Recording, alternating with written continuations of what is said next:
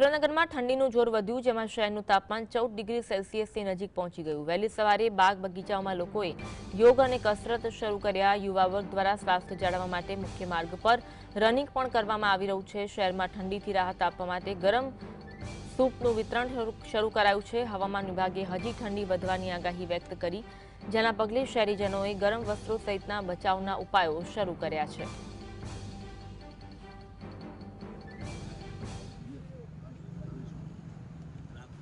મહિનાથી સૂપનું મેં એ કરું બાફેલા કઠોળ, સૂપ, સરવણ, બગડું સૂપ, દૂધીનું, આમળાનું, કારેલાનું એ બધા યુઝ રાખું છું।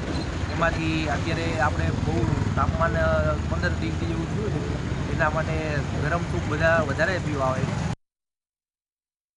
ઋતુમાં અહીંયા અમે ટાગોર ગાર્ડનમાં વોકિંગ કરીને પછી અહીંયા જે આમળાનું જ્યુસ, મગનું પાણી, મિક્સ કઠોળ એની એક બહુ સરસ વ્યવસ્થા કરી છે આ ભાઈએ, અને એનાથી આપણું સ્વાસ્થ્ય વિધાઉટ મેડિસિન તમારી જિંદગી જીવી શકે। અને આ ખરેખર દરેક વ્યક્તિ આવું કરવા જેવું છે કે